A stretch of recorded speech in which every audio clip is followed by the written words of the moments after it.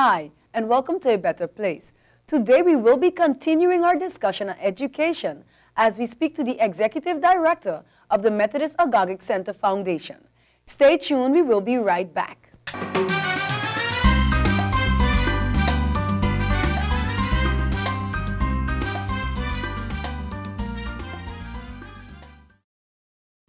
Hi, and welcome back to A Better Place. As I mentioned in the introduction, we will be continuing our discussion on education as we speak to Mr. Spring, the Executive Director of the Methodist Agogic Center Foundation. Mr. Spring, welcome to A Better Place. Right, and thank you for the invitation. Mr. Spring, let's get right into the interview. As I mentioned before, we will be talking about the Methodist Agogic Center, better known as the MAC. Can you give us a little brief history about the MAC school, like when it got started, who was the founder, etc.? Okay, the Methodist Agogic Center Foundation was established on March the 10th, 1976, and it was founded by the Reverend John Agams, who was the superintendent Methodist minister on St. Martin in those days. Okay, so the Methodist Agogic Center, the MAC, has been in existence for quite a while. Yeah, 36 years. Wow.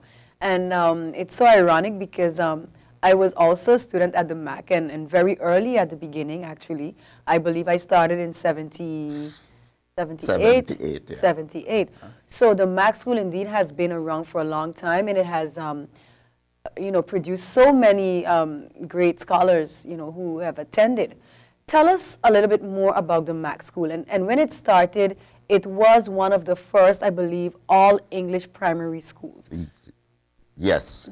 The school itself has the language of instruction is English, and it has a very interesting history wherein the policymakers at those times, especially in government, had really fought the Methodist Church with the whole idea of starting English as the language of instruction in the Netherlands Antilles. That was really a far-fetched idea. But as the persons in the person of Reverend John Agams, who saw the vision that it will be very beneficial both to St. Martin, the Netherlands, and the Netherlands Antilles to really have education in the language of English as a language of instruction. Today, we are extremely proud and happy that the battle that was fought and won has produced a lot of very outstanding citizens, as you have said. When you look through St. Martin in all aspects, whether it's in the bank, in government, or wherever it is, you find persons who have received their foundation education at the Methodist Agogic Center. Okay, that's very good to know. So now tell us a little bit about Mr. Spring.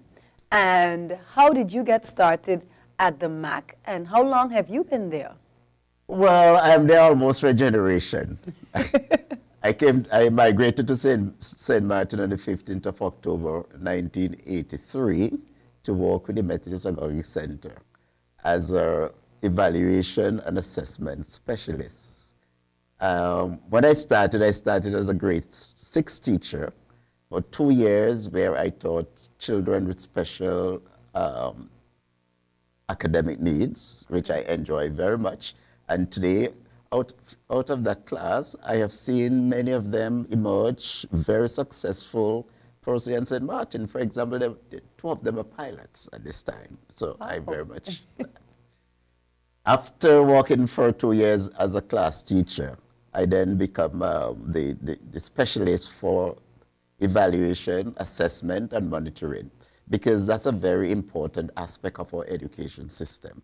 We must, along the line, keep a check, monitor whether or not our children are learning, because our philosophy, one of our philosophy is we must ensure that the pupils learn rather than merely be taught.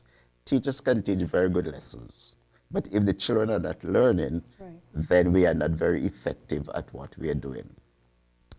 And after a number of years, then in 2000, I became the executive director. after Mrs. Josiane Fleming had left and was employed as the president of the University of St. Martin. So up until then, I'm there. Okay. So you mentioned about the philosophy. Explain us exactly what is the philosophy of the Methodist Agogic Center? The philosophy, we cannot just take it in one shot or probably in one area. Almost every area of the MAC, we will have a different philosophy. For example, the Methodist Agogic Center, we have three distinct institutions. There is the pedagogic institution, which take care of formal education from pre-kindergarten right up to tertiary education. At this particular time, we are still at the primary level, and we are, at this moment, we are really working hard to establish secondary education. Then there is the andragogic section, which should deal with underprivileged children, boarding school for boys and girls, community work.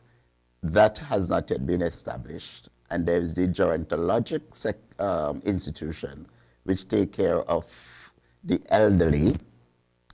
And recently we have added the MAC Resources Center, which will be a vehicle for the development of each of these institutions. So the philosophy will differ according to which of the institutions that we are talking about. Right. But the general aim of the Foundation Methodist Agogic Center is to provide education and social services based on Christian principles to the entire community or the entire island of St. Martin. Okay. So basically, you've given a description of 4 different levels of the MAC. So then let's talk about the one that's in existence, which is the primary school.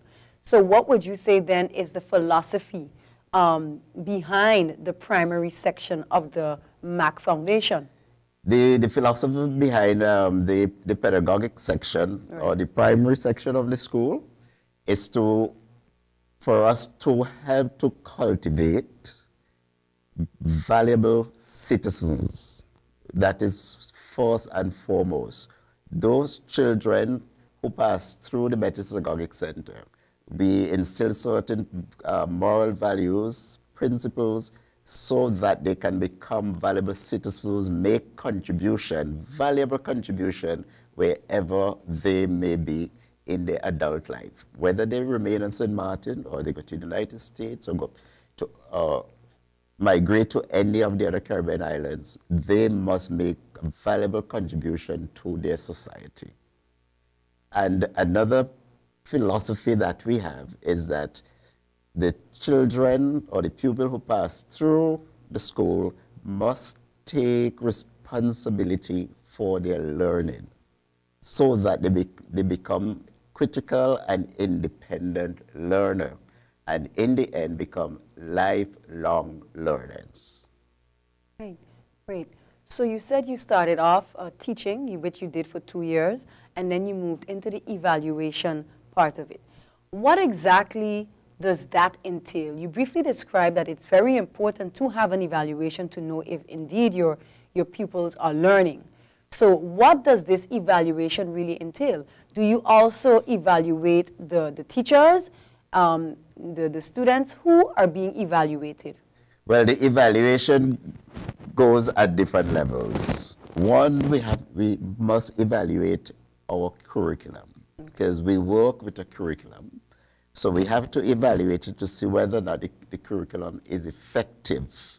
Okay, before you go further to this, to explain that, the curriculum, was this an established curriculum which was established when the school was established early on in the 70s, or is it, being revamped on a yearly basis? It's a curriculum, as we'll call it, is custom made. It was made exactly for the Methodist Agogic Center. And we developed that over the years. And as curriculum goes, it has to be revised, reviewed, year after year after year.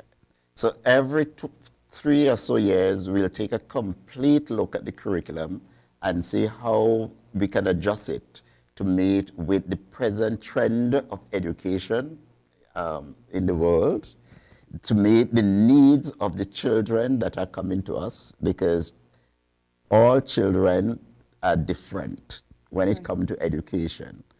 And also, let us say, for example, now it is, we are in a technological world.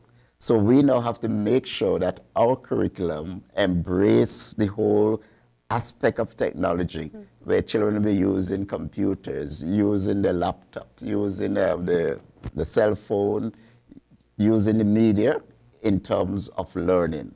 So the curriculum is, we describe it as being dynamic.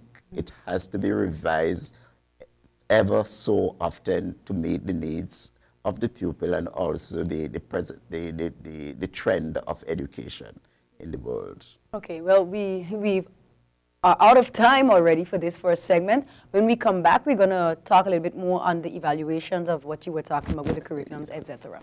Stay tuned, we will be right back.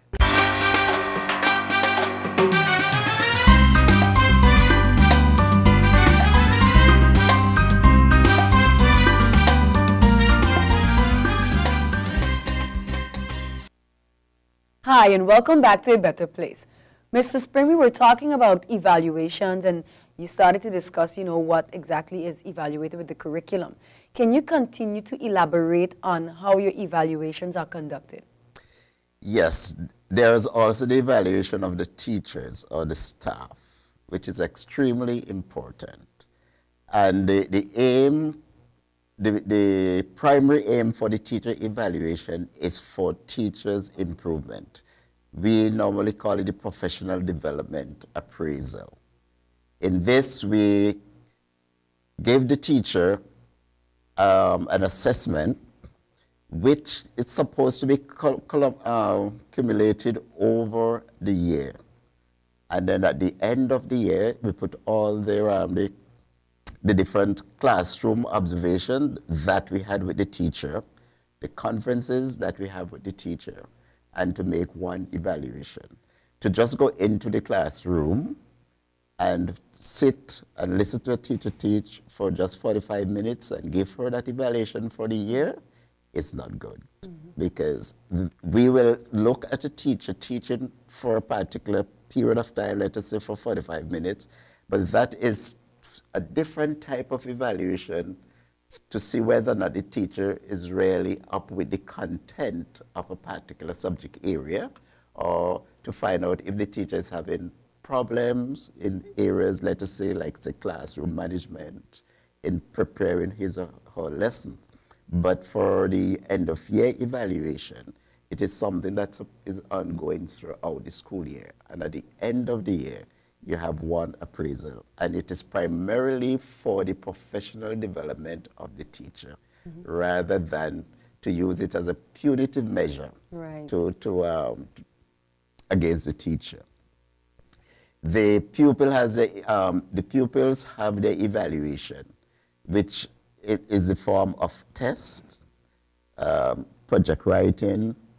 They have presenting a presentation, or what we call conversation, verbalization, etc., to see how well the children are, how well the children have grasped the concepts and the skills that were taught, and how well they are internalizing these. This is very, very important, because if after teaching a particular unit, let us say in money, the children must be given